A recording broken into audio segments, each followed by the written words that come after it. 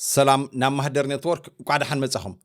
نلوم عنتها حدا كافتم بزحت سدتنياتا تبع عباي بريطانيا زنبرو زحتون عم دنجار زقتوم زلون قداي كنزاربينا نسخة بزعبة محتاج زيجنة تبع عباي بريطانيا عبكل تشحن إسران شدشتن كما يمثل زبليو بزحت سبات عب عباي بريطانيا ننوح عمتها تقميتهم ولا indefinite leave تبهال وي نباري منبر فقاد عب عباي بريطانيا حيزهم كنسهم التمسرح ناي محتاج زيجنت معاسن بخمين كمز جمر بزحات ايفلطون يوم منقص عباي بريطانيا بمنقد هوم اوفيس عبيلو زوجه حدش حقي اوشت 18 اوارح طرح كساب 3 جيزه مقيارات غيرو لله وي كاني ابديت غيرو له نايلو معنت زعابي ارستنا جن اتي منقص عباي بريطانيا عب علت 10 ورح خلته 25 زوصو حقي بفلاي كا نتوم بزي حقاو منقد زعاتو ناب عباي بريطانيا مو زيغنت كحاتو زدليو سدتنياتات زملكتيو بتوسخون نمحتات زيغنت عب عباي بريطانيا انتاي روحيتاتي خا ختمال زلكا زبلالنا كال عبعلت 16 مسكرم 2026 وصي زلو ناي موداتا غيزي غدب وي كاني اتي ناي موداتا ديدلاين انتاي مخانون نمن كم زصلون زبل مدب حزنا لكم مصينا لنا كسع موداتا مدبنا مسانا خصنحو بخبر اندعدمكو سناي مكتتال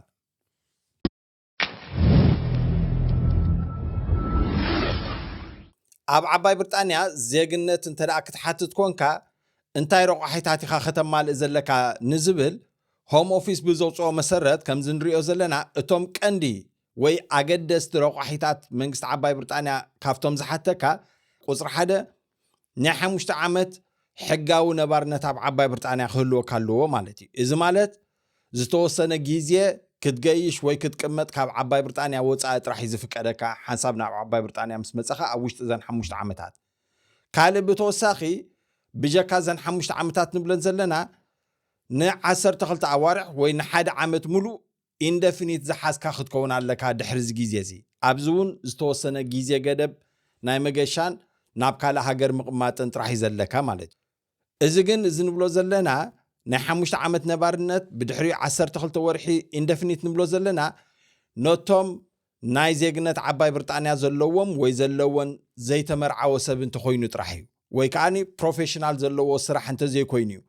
እንተዳ ሓደ ሰብ ናብ ዜጋ ዓባይ ብሪጣንያ ዝተመርዓወ ተኮይኑ ወይ ከዓኒ እቲ ፕሮፌሽናል ዝበሃል ስራሕ ዘለዎ ሰብ እንተዳ ኮይኑ ናቱ ግዜ ገደብን ናቱ ረቑሒታትን እዩ ከማልእ ዘለዎ ስለዚ ነዚ ዝምልከት ኣብ ሆም ኦፊስ ዘሎ ወግዓዊ حبريتا خطريقو تخليهم بحافشا جن اتلوم عنت نريو نحنا ات ام مبزحتو نا حبرتسبنا زري حدا سب مصيو عقبا مسحاتته نا 5 عامت وهبهم مو دحر 5 عامت اندفني تجبر حدا عامت صنيحو خا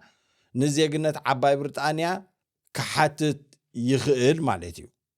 سلازي ازين كابتن قند رقحيتات كوينن بجكازي اتي قانقانا انجليش ملكات كله وكالو سلازي B1 وي لعلي زخونه سيرتيفيكيت كله وكالو قال اتي لايف ان ذا يو كي تيست زبحال كتحلف لك بتوساخي كم تعتو يزبلنا كاب عباي بريطانيا وصاي زغاش كايو غيزه وي استقمت كايو غيزه وزتوسنه خونالو مالتيو اتا زعبيت جن منقص عباي بريطانيا ابزنو بلو زلنا بفلاي ابعلت 10 ورح 2025 زتعاتاتو حدش حق انت قالو خوينو بزعبات جود كاركتر زبلي اذا مالت كا حدا سب بزي حقاو منقدي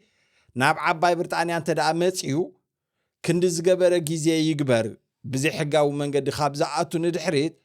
زبزح غيزه يعني زبزح اوان وي زبزح غيزه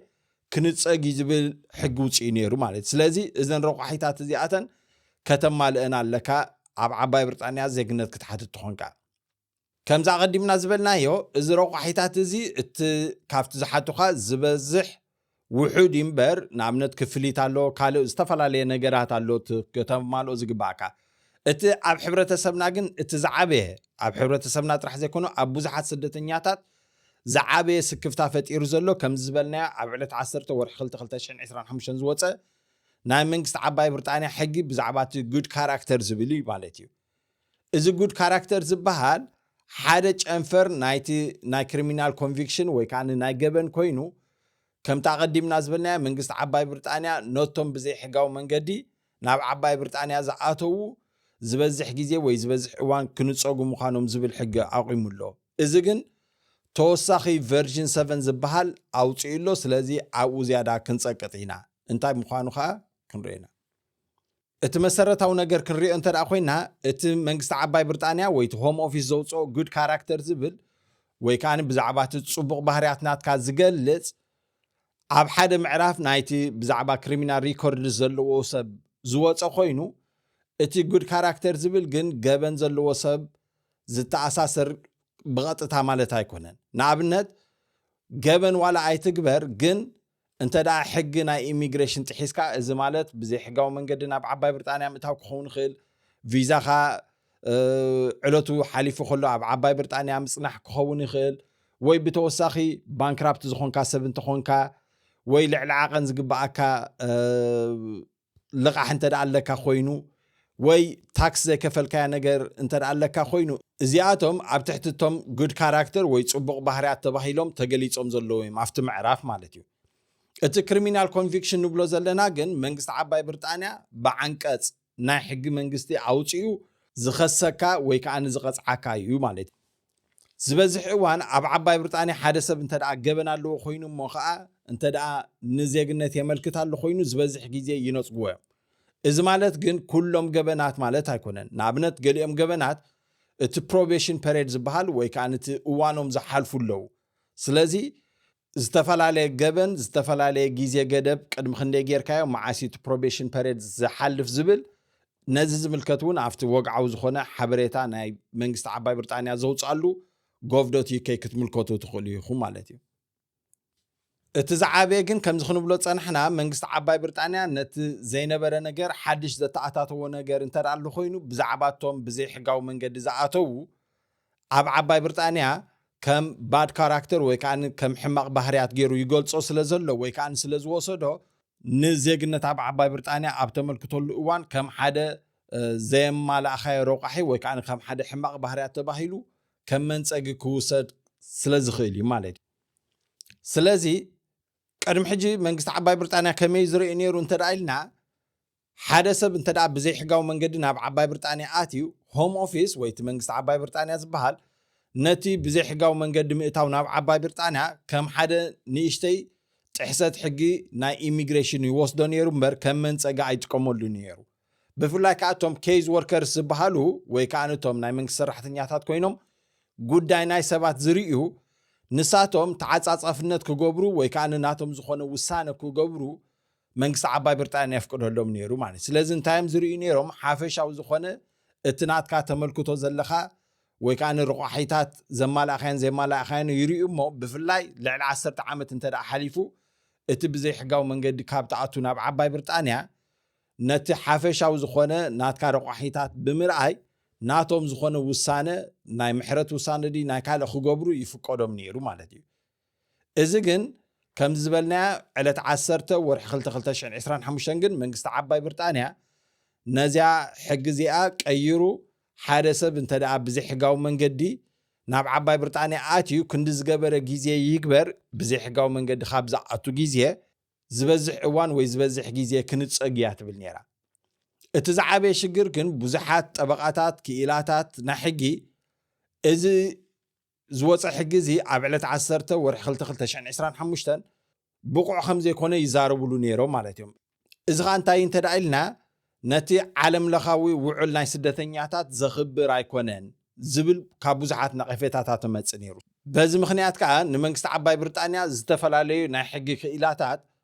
ተወሰኽቲ እውን ዓብ ፀቕጢ ካብቶም ዝተፈላለዩ ናይ ግብረ ሰናይ ትካላት ስለ ዝመፆ ብዕለት 30 ወርሒ 4 2026 መንግስቲ ዓባይ ብሪጣንያ ነቲ ቅድሚ ሕጂ ዘውፅኦ ነቲ ዕለት 10 ወርሒ 2025 ዘውፅኦ ሕጊ ንዕኡ ሓድሽ ሕጊ ብምቋም ወይ ከዓ ሓድሽ ምዕራፍ ብምሳኽ ቨርዥን 7 ዝበሃል ኣውፅኡ ማለት እዩ ሆም ኦፊስ ብዘውፅኦ መሰረት እዚ ቨርዥን 7 ተባሂሉ ዘሎ ዝወፀ ወግዓዊ መግለፂ ናይ ዕለት 25 ወርሒ 2025 ተባሂሉ ወፅኡ ማለት እዩ ስለዚ እዚ ቨርዥን 7 ዝበሃል ክልተ ኣገደስቲ ነጥብታት ወሲኹ ማለት እዩ ንሳቶም ከዓ እንታይ እዮም እንተዳ ኢልና ተቐዳመይቲ ሓደ ሰብ ብዘይ ሕጋዊ መንገዲ ናብ ዓባይ ብሪጣንያ እንተ ደኣ መፂኡ እሞ እቲ ዝመፃሉ ምክንያት ግን ካብ ኢድ ቁፅፅሩ ወፃኢ ወይ ከዓ ባዕሉ ዝገበሮ ተዘይኮይኑ እዚ ማለት ትሕቲ ዕድመ እንተነይሩ ወይ በቶም ናይ ደቂ ሰባት ዝሽየጡን ዝልውጡን ወይ ከዓ እቶም ሂማን ትራፊከርስ ዝበሃሉ ተገዲዱ እንተ ደኣ ናብ ዓባይ ብሪጣንያ መፂኡ እዚ ከም ሓደ መንፀጊ ኣብቲ ዜግነት ዝሓተሉ እዋን ክኸውን የብሉን ዝብል ኣውፅኦም ማለት እዮም። እታ ካልአይትን ዝዓበየትን ከዓ እንታይ ትብል እንተ ደኣ ኢልና ሓደ ሰብ እንተ ደኣ ሪኮግናይዝድ ሬፊጂ ወይ ከዓ ናይ ዕቁባ መሰል ዝተዋህቦ እንተ ደኣ ኮይኑ ኣብ ዓባይ ብሪጣንያ ማለት እዩ ብዓንቀጽ 31 ናይ ኣህጉራዊ ውዕል ስደተኛታት ናይ 1951 እንተ ደኣ ነዚ ዘማልኦ ኮይኑ